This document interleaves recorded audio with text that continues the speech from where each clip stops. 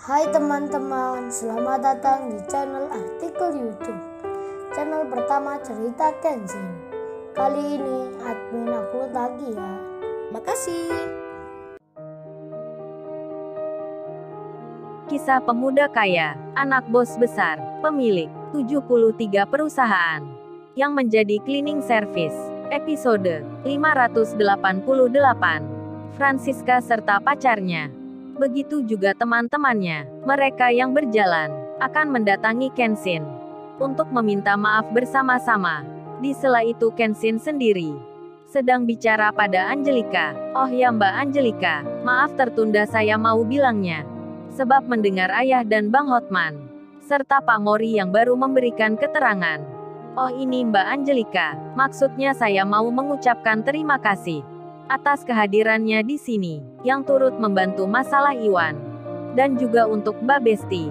Terima kasih pula ya untuk Mbaknya. Dan seperti yang dikatakan ayah saya barusan, kalau tempat kerjanya Mbak Besti ingin memperluas jaringan, atau ingin memperbesar perusahaannya, akan diberi jalan. Asal bukan meminjamkan uang seperti kemarin. Kalau di bidang usaha lain, kami siap memberikan bantuan." Besti pun menjawabnya. Tersenyum dirinya. "Iya mas, sama-sama. Saya pun berterima kasih pula." Angelika pun juga berkata, "Iya nih mas Kenshin, aku tak mengira begini akan dapat banyak hadiah. Padahal cuman ingin membantu saja. Tapi malah diberikan banyak begini." Kaori pun lalu tiba. Kemudian bicara, "Oh ya Angelika, kapan nih kamu menikahnya? Itu kan Pak Mori sudah menyinggungnya tadi.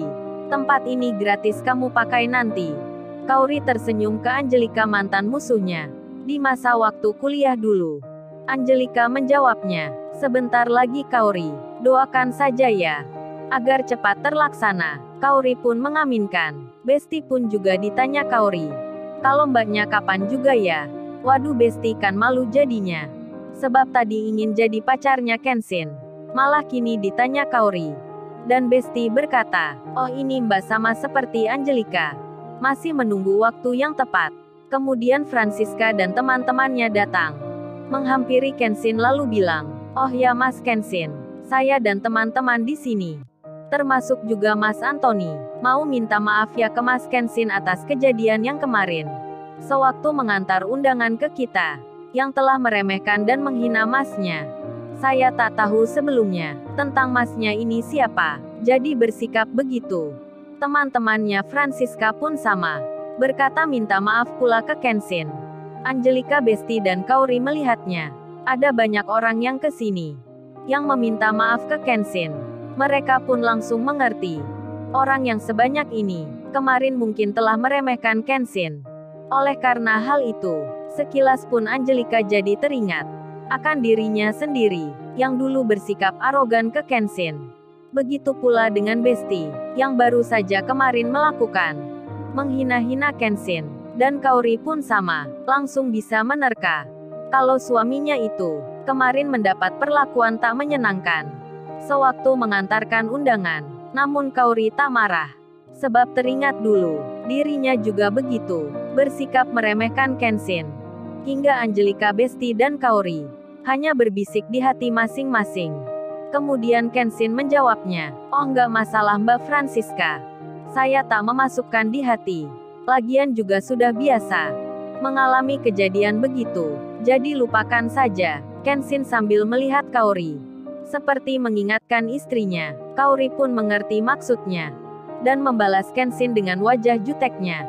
Meskipun demikian, tak mengurangi cantiknya, Kaori masih mempesona. Kemudian pembicaraan berlanjut. Sedang Susanti makin kecut, wajahnya begitu terpuruk. Dilihat banyak tamu undangan, Susanti kini pun menjadi malu dan takut, sebab polisi sedang menuju lokasi. CCTV bukti pun disiapkan untuk menjerat hukum Susanti, biar menjadi jerat tak mengulangi. Di sela itu, saat Kenshin tadi berjalan, tak sengaja sebuah kotak kecil jatuh dari sakunya. Kebetulan si Rena melihatnya, dan Rena mengambilnya, hendak mengembalikan ke Kenshin. Namun Kenshin terlihat masih bicara dengan banyak orang, hingga si Rena menundanya, dan waktu pun berjalan. Pernikahan Iwan telah selesai. Iwan dan Ririn pun akan melanjutkan besoknya. merayakan acaranya di desanya Iwan.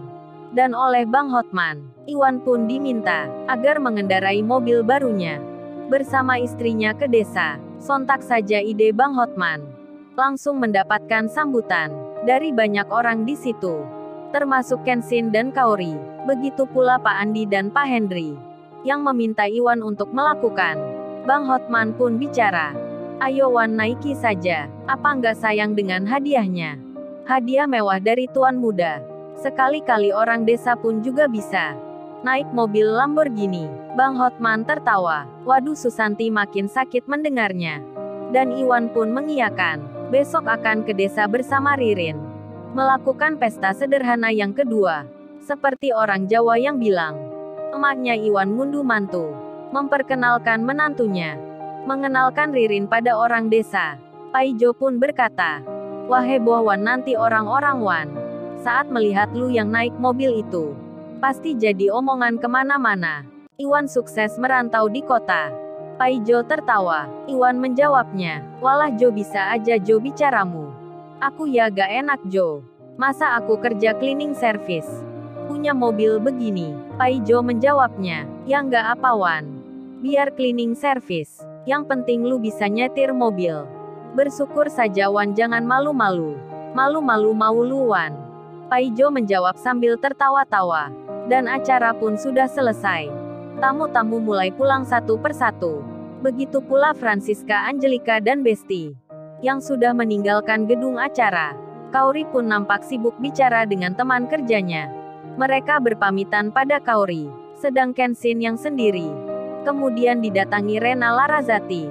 Si Rena itu bilang, "Oh ya Mas Kenshin, kalau gitu, saya pamit undur diri juga ya.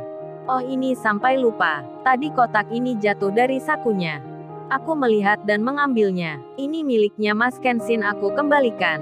Kenshin pun melihatnya. Kotak itu adalah cincin yang kemarin ia pesan sewaktu bersamaan dengan Iwan.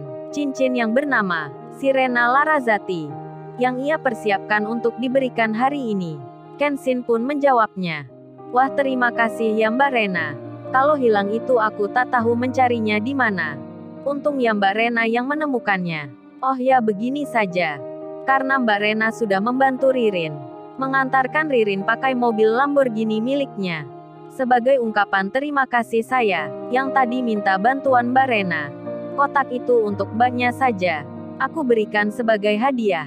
Si Rena pun tersenyum. Lalu ia bilang, "Oh nggak usah Mas Kenshin. Kan saya memang suka membantu Mbak Ririn.